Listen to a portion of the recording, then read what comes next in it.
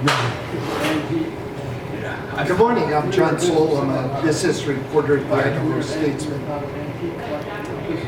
Good morning, I'm Bob Austin. I grew up here in my early childhood in North End. Presently retired from the International Guard. Hello, I'm Brett Palmetier, the owner of Goodies Soda Fountain. Excellent. Hi, I'm Don Griffin, just a customer. Love Goodies. Excellent. All right. So I think what we wanted to kind of do today is just get the panel of you three together with different insights on ice cream business, on the neighborhood, on the Boise business community, and just kind of get you all together and kind of start picking your brains a little bit about, you know, what's going on in Boise, what's happened over time, what your experience has been with the city and maybe with ice cream or just the culture.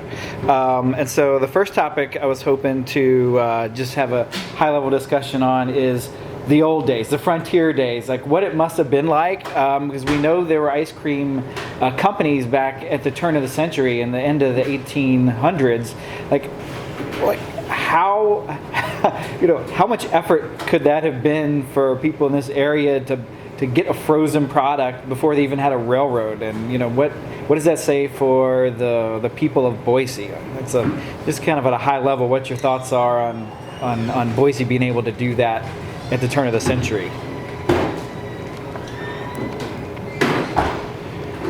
I went through some of the Idaho Statesman archives that the Boise Library has online, and the first mention that I could find in the paper about ice cream was from 1865, and the paper reported an elegant little ice cream saloon has been fitted up at the Idaho Hotel.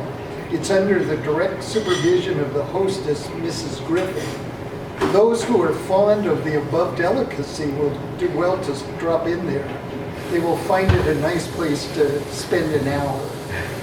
And so that seems like may have been the first ice cream parlor in town, and it looked like it was very popular, and that several others sprung up over the next few years, and then ice cream became a big kind of ice cream social sort of thing. I found just numerous references still in the 1800s for especially church groups having some kind of a get-together that featured ice cream. There was even one mention where a Baptist group had one, and they were raising money for the Methodists to build a church. And so Wow. it must have been a great way for people to get together and enjoy something that they liked. Yeah, that had to have been a special event. I mean, there wasn't electricity, the infrastructure wasn't there. You couldn't do this at home, right? You had to do this. I think they cut ice during the winters and stored ice, perhaps. Yeah, that was basic. You would have commercial businesses that supplied ice, and it was packed like in straw and stuff to keep it frozen and stuff. And then, especially in the summer, then it became very popular to make ice cream.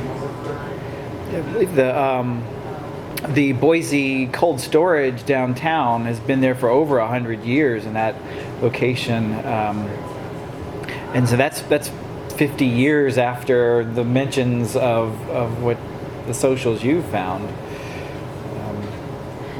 What do you think, Robert, about what about you growing up? What do you remember about freezers and access to frozen products back when you were growing up in this neighborhood? The first place I lived in was at the bottom of Camel's Back Park in the American Legion Veterans Housing Project, and they did not have refrigerators. They had ice boxes, and the iceman came around and left ice, and this was in the mid-40s.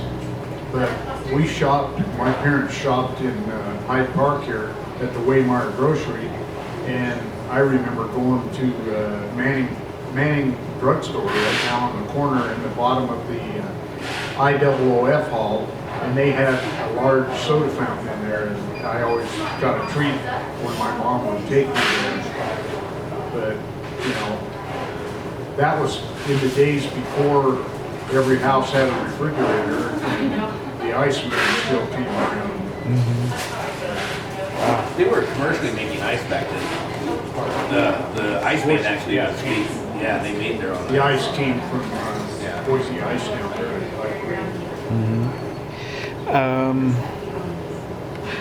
John, what about the what do you think about the Boise Depot and the railroad? You feel like that was kind of the big turning point for Boise getting connected to be able to do more industrial ideas, or?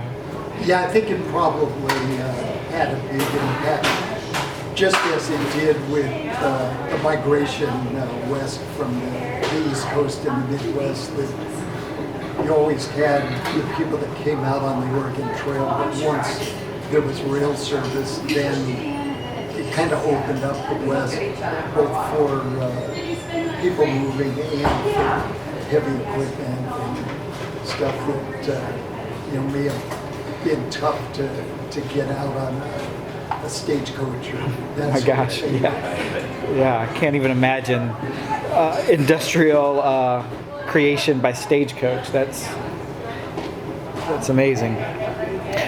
Did you find any other research that you had from the old days that you wanted to share? I'm not sure what your archive turned up. Yeah, Arthur Hart was a state historian that probably the most knowledgeable about everything dealing with Idaho history. And so I found a story that he wrote once that talked a little bit about the history of ice cream. And he said the first man to sell ice cream in Boise was probably a German confectioner named John Schaefer. The statesman noted in May 1871, "Ho, thirsty souls who camp for cooling streams, go to Schaefer's and be comforted with ice cream." And so I saw a lot of ads and just stories that mentioned the Schaefer's business, and they seemed to be very popular. What time frame was that? That was 1871, Oh wow, so still pretty early. that's very early.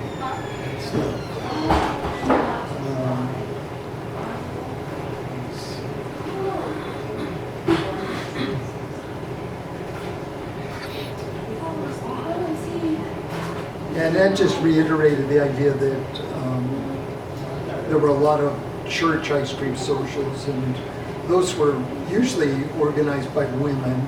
And the story noted that it was actually a woman that invented the kind of crank ice cream machine that people even up through the 1960s and early 70s used, that hand crank, and used rock salt outside the container to help freeze it with the ice that was out there as well, and later became plug-in models and stuff. That's a good point. So they were probably able to do small batches pretty easy with the hand crank, but you'd had to eat it right away. It was probably hard to store. So if you went into one of those little ice cream shops, they were probably cranking it for you right before they served it. Yeah, because until refrigeration, you wouldn't really had a way to then keep it longer than just that day. Yeah, wow, interesting.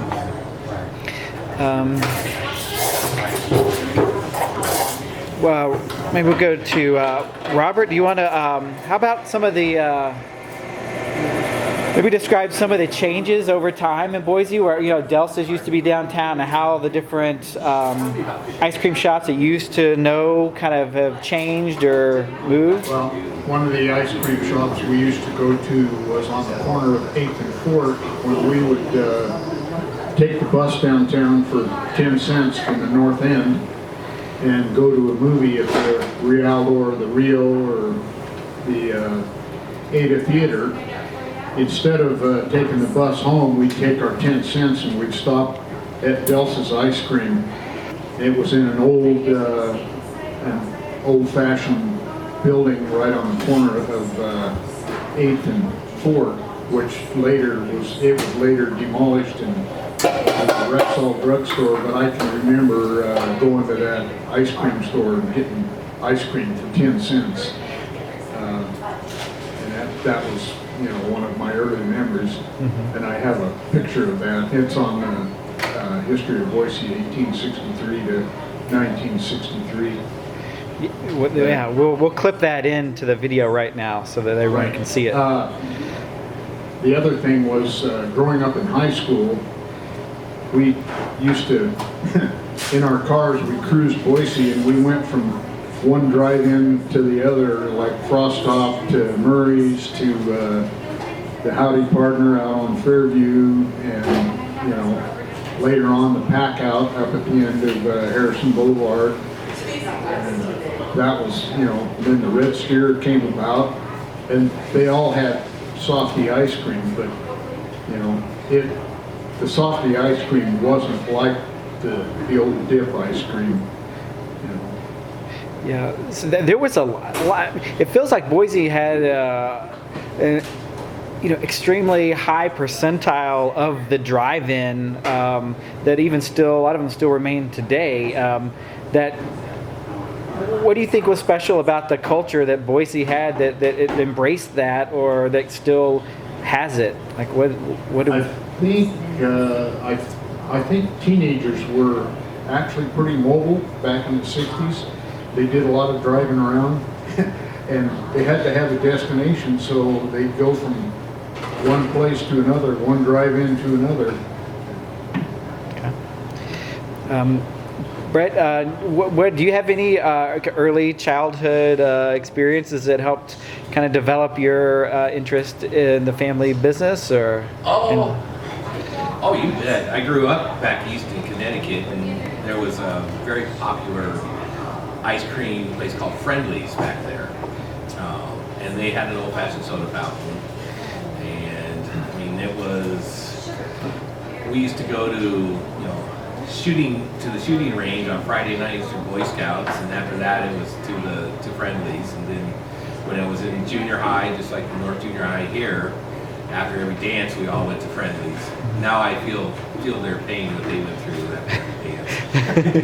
When all of a sudden you have 200 kids in the store wanting ice cream at the same time. Yeah, but very fond. And I always had a very passion for ice cream. It was very exciting to get into it, other than just doing the candies and the chocolates. Excellent. How about back to John? What about you? What are some of your early ice cream memories? You're not originally from? Are you originally from Boise? Did you grow up here, or did you move later? I was born in California, but there's several branches of my family that came to Idaho on the Oregon Trail, and brother of one of my great-great-grandmothers was John McClellan, who ran a ferry across the Boise River, and is considered one of the 20 founders of Boise. My childhood ice cream memories were with our family using a crank model to make ice cream. For some reason, my parents loved strawberry ice cream, and that was all we ever made. And I grew to hate it, but we had too much of it. After a break, when I got older, I now actually like strawberries. Excellent. Robert, what else about, you grew up you're born in Hyde Park. So this shop used to be a residence. Can you describe how Hyde Park kind of changed over your lifetime? Well, what I remember Hyde Park when I was little, we used to walk from the Veterans Park or Veterans Project down to Hyde Park. My mother bought groceries at Waymeyer in the grocery store under Waymeyer, in the bottom of the Waymeyer building. She shopped at the drugstore across the street, Manning Pharmacy. There was a gas station where the Sunray Cafe is now. And in the parking lot between the coffee shop and the Sunray Cafe, there was a little old house that an old lady ran a beverage store in there, Anna Callis, and all she sold was beer, pop, and cigarettes. And my sister used to go down with a note from my mother to buy 2 packs of Lucky Strike cigarettes from my dad, you know, which that would never fly. You know, but we used to take our pop bottles down there and cash them in. When we'd find pop bottles laying around, we'd take them down to Anna Callis beverage store and cash them in, and go over to Manning Pharmacy and buy a candy bar or whatever. And Reedy's shoe shop, instead of being on the south end of Hyde Park, it was in Vince's barber shop. And I always remember for years and years going in there, and there'd be a great big pile of shoes, and you'd give him your shoes to repair, and he'd put a tag on them, and he'd just throw them in the pile. He wouldn't write your name on there, but if you forgot about your shoes and went back 2 months later, oh, Austin, oh yeah, and he'd run over to the pile and pick your shoes right out and say, well, here they are. And it's always amazed me that I never could figure out how he knew where everything was in there. But yeah. Brett, what about this physical location? When do you know when it was built and when it changed from residence to commercial, or? It was built in 1910 and as 1911, and as far as when it went from being a residence to commercial, I don't know when that happened. I know the history. It was a video arcade at one time. It was a bookstore, and then it was a guitar shop for a long time. And we still get mail every once in a while from the guitar shop. And for about 12 years, it was a giraffe lap daycare. And then when we took it over, we completely remodeled and tried to restore to the old charm, but get rid of all the asbestos and the lead paint and everything. The woodwork in here had about 20 coats, not exaggerating, of different forms of paint. Some of it even had some wallpaper on it. And so that's where we spent our time remodeling the whole building.